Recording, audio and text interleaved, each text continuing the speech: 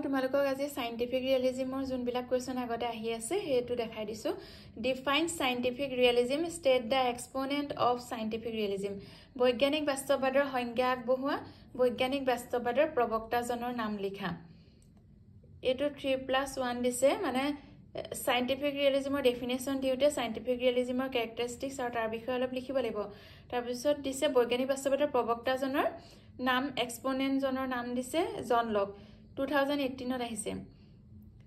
তাৰ পাছৰ কোৱেশ্চনটো briefly express any four characteristics of scientific realism বৈজ্ঞানিক বাস্তৱবাদৰ যিকোনো চাৰিটা বৈশিষ্ট্য সমকৈ প্ৰকাশ কৰা এটো 2012ত আহিছে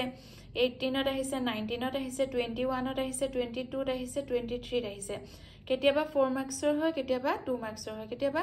দুটা দিয়ে বৈশিষ্ট্য লিখিবলৈ আৰু কেতিয়াবা চাৰিটা দিয়ে গতিকে এই কোৱেশ্চন বিলাক ইম্পৰ্টেন্ট হয় আৰু 3 নম্বৰ কোৱেশ্চনটো state any two differences between naive realism and scientific realism এটো 14ত আহিছে আৰু 15ত আহিছে সৰল বাস্তৱবাদৰ বৈজ্ঞানিক বাস্তৱবাদৰ মাজত থকা যিকোনো দুটা পাৰ্থক্য উল্লেখ কৰিবলৈ আহিছে আজি মই তোমালোকক এই কোৱেশ্চনটোৰ এনসাৰটো দি দিম সৰল বাস্তৱবাদৰ আৰু নাম ধেৰ আছে এইবোৰ তোমালোকে জানিব লাগিব কোৱেশ্চন পেপাৰত কোনটো নাম দিয়ে ঠিক নাই যদিও সৰল বাস্তৱবাদটো বেছিকৈ আহে naive realism is also known as popular realism natural realism direct realism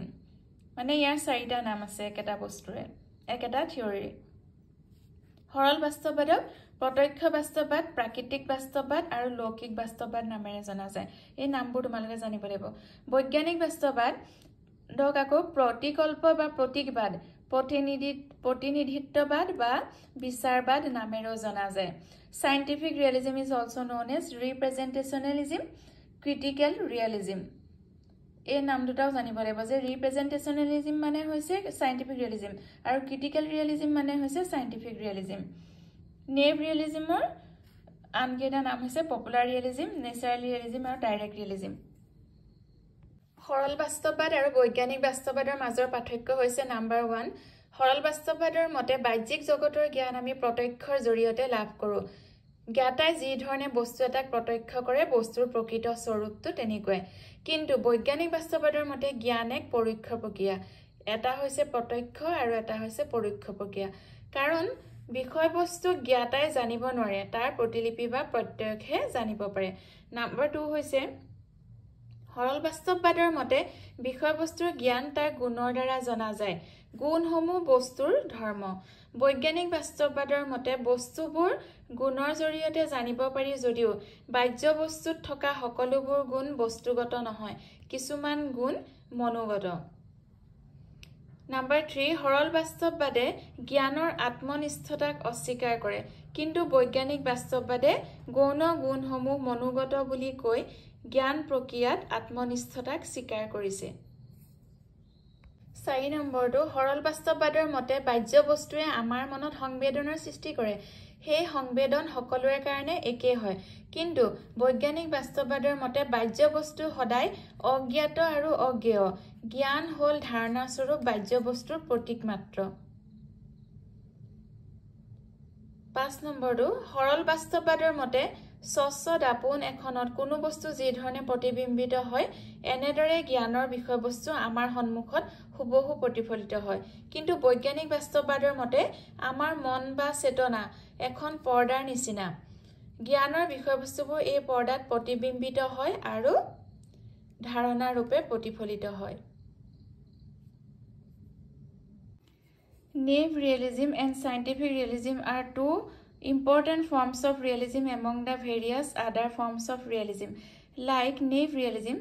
scientific realism believes in the reality of an external world along with physical objects, but there are certain points of differences between naive and scientific realism. Number 1, according to scientific realism, the knowledge of the external world is indirect. But according to naive realism, the knowledge of the external world is direct. Number 2,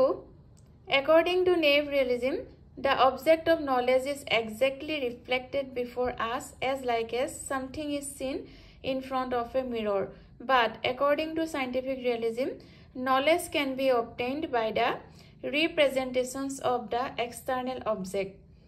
Our mind or consciousness functions like a screen